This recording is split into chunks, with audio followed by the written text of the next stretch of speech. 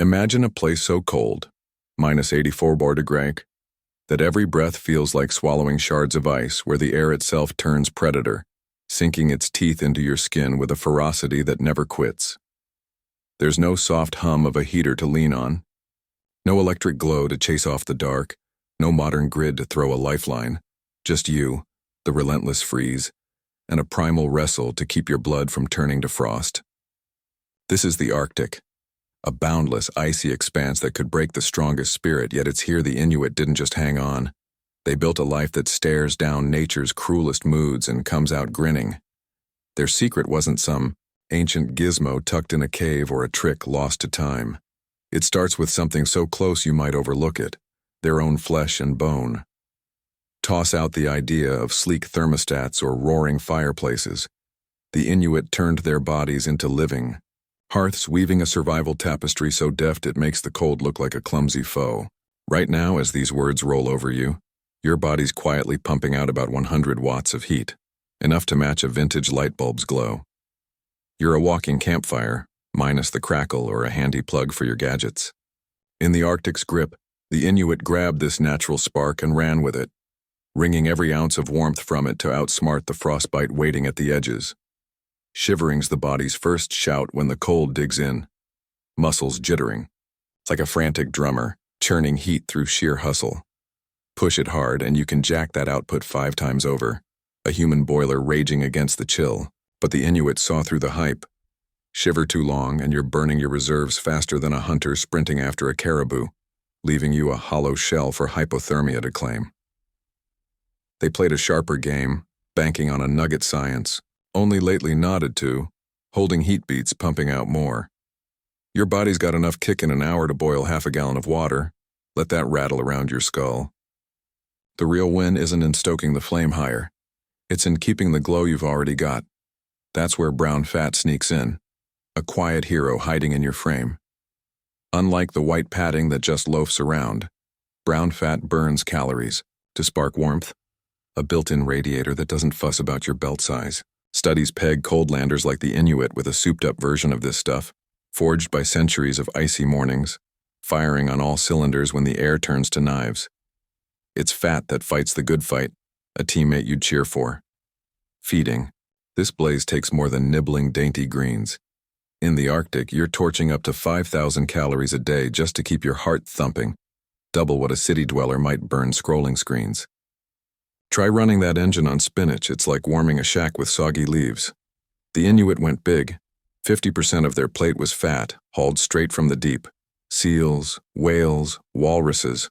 Blubber's no side dish. It's a cornerstone, packing, dense, slow-release fuel to keep the inner fire crackling.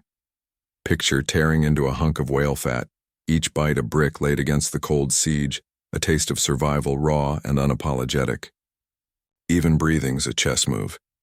They pull slow through the nose, not the mouth, letting sinuses heat and dampen the air before it dives to the lungs, saving up to 60% of the warmth you'd lose huffing like a winded dog.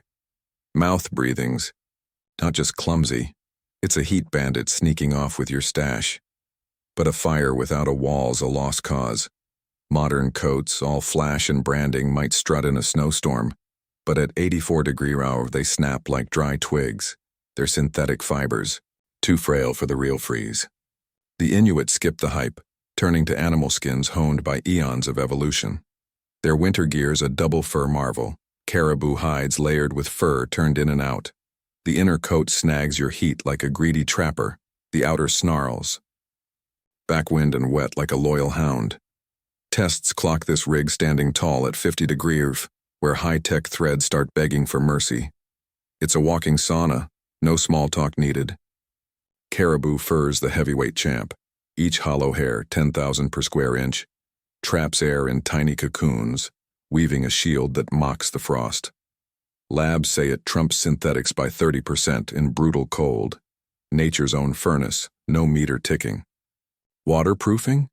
Ditch the tech fabrics, sealskin boots, slicked with fish oil, shrug off wet while staying supple, breathing where modern kicks drown your feet in sweat. The Kamik boot stacks it smart. Bird skin with feathers in, Arctic hair fur, oiled sealskin, plus a ridge for an air pocket against the ice. Stuff it with dried moss or grass, swapped to soak up damp, and your feet are lounging in a top-tier suite in a bottom-tier freeze. It's not just the goods, it's the craft. Hoods sweep into tunnels, cradling warm air around your face like a personal halo. Mittens outshine gloves, fingers bunking close like a tight posse. Toggles lock wrists, ankles, and waist barring. Heat's escape hatches. This isn't flair, it's life, shaped by ages of eyeing wind and snow.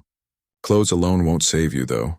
At 84 degrees, you need walls, and the Inuits' pick sounds like a fever dream. A snow house. Igloos turn reason upside down. How does ice fend off ice? They can lift you 68 degrees above the outside roar, thanks to physics and finesse polished over lifetimes. Snow's a crafty insulator. 80–95% of each block is air pockets, a plush barrier that stalls heat's flight. It's nature's quilt, no stitches to snag. The dome's a stroke of brilliance. Curves share weight like a mason's vow, while cold air sinks to an entry tunnel, letting your breath's glow pool up high. It's a backwoods climate fix, no dials to duel over. Inside, your warmth kisses. The wall's just enough to refreeze into an icy lock, sintering, sealing heat like a strongbox. A small oil lamp nudges it 50–60 degrees up, a snow cave turned retreat. Double walls with an air gap keep the shell firm while the core cuddles. Animal. Skins line the floor, softening the bite. A top vent, small but critical, lets stale air slip out, balancing wet so you don't wake frosted or gasping. Too wide, heat bolts. Too tight, you're sunk. A natural tweak with stakes.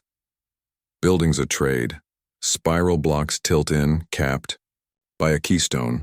Up in an hour for a pinch or a day for a clan. Swifter than wrestling a shelf kit. No gibberish guides or mystery bolts. Igloos guard, but heat's still a conundrum. No trees, no logs, just white forever. Driftwood's a rare bird, washing in after years from distant flames, traded like a king's ransom across vast webs. The Inuit didn't sit tight. They forged. The quillik, a soapstone crescent-burning seal or whale blubber. Carved with a hollow for oil and a wick of Arctic cotton grass or moss, it's a survival multi-tool. Blubbers rendered slow, chunks melting into oil that feeds a flame for a month per seal. One lamp, 8 inches of flicker lifts an igloo 20–30 degrees, a handful make it home. Its light too, slicing months of night for stitching or cooking. Its glow ricocheting off icy walls like a rustic lantern. Tending's a ritual. Wick too long, smoke chokes, too short, it fades. Inuit women mastered it, tweaking half-dozing, a knack our smart homes can't match. Blubber's stench? To them, it's home. Warmth, meals, dry socks. Sleep's no haven. It's a war zone. At 84 degrees, crashing cold is a tombstone call. They heat up first, 10 minutes of motion to stoke the core, a buffer that lingers. Curled semifetal, they shrink exposure by 30%. Families piling tight to merge heat like a living quilt. Raised snow benches with caribou hides catch the updraft, 20 degrees toastier than the floor. Double sleep sacks, fur in and out, hold a 45 degrees. Bubble when the outside's a terror. Shallow breaths through covered faces preheat air, saving juice. Winter sleep stretches to 10 hours. Metabolism easing to hoard fuel. Split into 2 with a midnight quillik tweak and fat snack. Survivals. Late night grub. Daytime's no slack. Standing still as frostbite's handshake. The Inuit move. Always. Muscles firing lift heat 5-fold. Hunting's subtle shifts. 15-mile treks beside sleds. Arm swings to flush blood to fingertips. Kids' games train heat and grit. Halt. And your ice. It's not one fix, it's a web. Bodies as heaters, fat as coal, fur as fortress, snow as haven, blubber as torch, sleep as ploy, motion as lifeblood. The Inuit spun this over ages, a system so smooth it humbles our tech-drenched crutches. There's a quiet lesson here, not just in beating cold but in dancing with nature, ours included, a rhythm we've half forgotten in our rush for the next shiny